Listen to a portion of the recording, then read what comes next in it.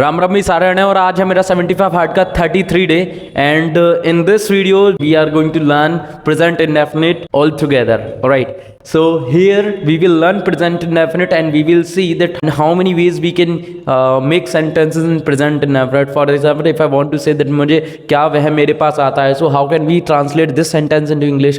So that's how we are going to learn today and we will understand affirmative, negative, interrogative and interrogative negative sentences today. So let's begin our session with a warm welcome. Welcome to Express English classes and let's start the video, guys.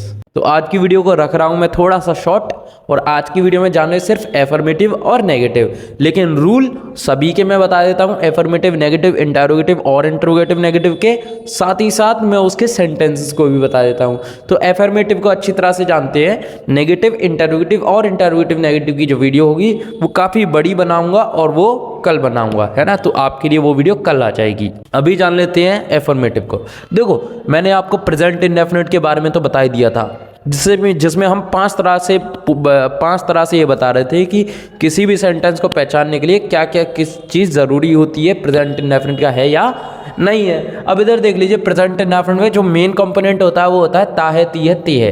Affirmative sentence यानी सकारात्मक वाक्य, negative यानी नकारात्मक, interrogative यानी प्रश्नवाचक और interrogative negative यानी प्रश्नवाचक नकारात्मक. ये तो आपको पता है कि क्या होता है. एफर्मेटिव में बहुत सिंपल सेंटेंस होता है, नेगेटिव में नॉट लग जाता है, इंट्रोगेटिव में आपका कोई ना कोई क्वेश्चन पूछा जाता है और इंट्रोगेटिव नेगेटिव में आपका क्वेश्चन पूछने के साथ साथ उसमें नहीं भी आ जाता है. ठीक है, तो इसका रूल क्या है. Subject V1 V5 object, singular subject plural subject के साथ V1 और सिंगुलर सब्जेक्ट के साथ V5 लगती है. इधर आ जाइए, subject do does not V1 object, do does आ जाता है, इसमें हेल्पिंग वर्ब एक्स्ट्रा लग जाती है. तो सब्जेक्ट के जो सिंगुलर सब्जेक्ट होगा उसके साथ डज लगेगा, प्लूरल सब्जेक्ट के साथ डू लगेगा और नॉट के साथ V1 आ रहा है. अब देखिए इधर V1 क्यों आ रहा है, V5 क्यों नहीं आ रहा है. V5 इसलिए नहीं आ रहा क्योंकि सब्जेक्ट के साथ हम ऑलरेडी एस और ईएस लगा देंगे, तो V5 लगाने का कोई मतलब ही नहीं बनना, क्योंकि V5 में तो एस और ईएस लगता है और इसमें भी जब एस ईएस लग रहा है, डू के साथ एस और ईएस ऑलरेडी लग रहा है और सिंगुलर सब्जेक्ट के साथ एस और ईएस आ जाएगा, तो उसमें V5 लगाने का कोई ज़रूरत नहीं है. और प्लूरल के साथ तो ऑलरेडी V1 आती ही आती है, इसलिए डू लगा दो और V1 लगा दो. So subject do does not V1 object.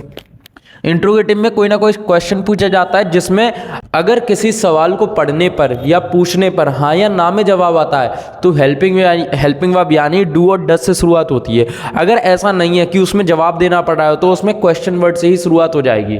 For example, अभी इसमें या क्या लिखा है, क्या मैं वहाँ जाता हूँ. अब इसमें मैं ये सवाल अपने आप से पूछ रहा हूँ कि क्या मैं वहाँ जाता हूँ, इसका मतलब क्या, हाँ या ना. हाँ में आएगा या ना में आएगा. जैसे ही हाँ या ना में आए समझ जाओगे कि या डू से शुरुआत हुई या डज से शुरुआत होगी. वैसे ही क्वेश्चन वर्ड आ जाएगा, फिर do does subject V1 object. और ऐसा ही सेम इसमें होगा प्रश्नवाचक नकारात्मक में. बस क्या, प्रश्नवाचक नकारात्मक में यानी इंट्रोगेटिव नेगेटिव में बस उसमें सब्जेक्ट के बाद नॉट लग जाएगा.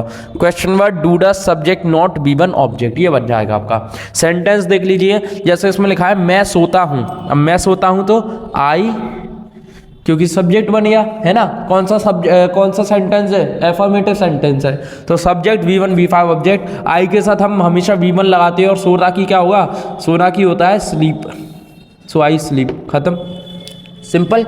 मैं सोता हूँ, आई एम स्लीप नहीं होगा, हेल्पिंग वर्ब आती नहीं है, एक्शन चल रहा है, सोने का काम हो रहा है इसलिए, है ना. मैं नहीं सोता हूँ, मैं यानी आई के साथ जब मैंने बोला कि V1 लगती है तो V1 यानी प्लूरल सब्जेक्ट के साथ ऐसा ही हम आई के साथ डू लगाते हैं. सो आई, फिर डू, फिर नॉट, फिर sleep. I do not sleep. मैंने SES वाली कहानी आपको कल की वीडियो में बता दी थी.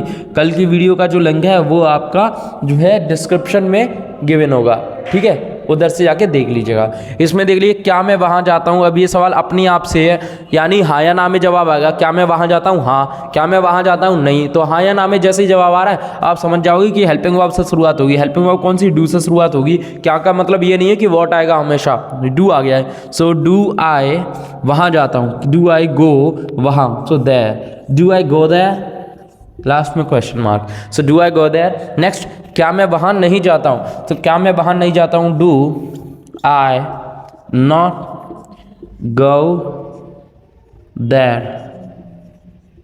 सो what is the sentence, do I not go there. इसमें देखिए, मैं सोता हूँ, आई स्लीप. मैं नहीं सोता हूँ, आई डू नॉट स्लीप. क्या मैं वहाँ जाता हूँ, डू आई गो देयर. क्या मैं वहाँ नहीं जाता हूँ? Do I not get there? ठीक है, तो अभी मैंने ये सारी चीज़ आपको बता दी है, बहुत ओवरऑल ऊपर का बता दिया है। ठीक है, सेंटेंस की भी प्रैक्टिस कल करा दूंगा, सारी चीज़ें मैं आपको अच्छे से कराऊंगा और स्लोली कराऊंगा। अभी छोटे छोटे पार्ट्स में आपकी वीडियोज़ आ रही है, जिससे कि अभी कोई भी चीज़ आपको बहुत ज़्यादा महंगी ना पड़े या आपको लगे कि कोई चीज़ समझ में नहीं आ रही है। इसलिए छोटी छोटी वीडियो और छोटे छोटे कंसेप्ट के साथ आपको आगे बढ़ा रहा हूँ। तब तक के लिए अगर मिटाना इंग्लिश का college join the express. Thank you so much, like से सब्सक्राइब। जय हिंद, वंदे मातरम, भारत माता की जय। नमस्कार दोस्तों।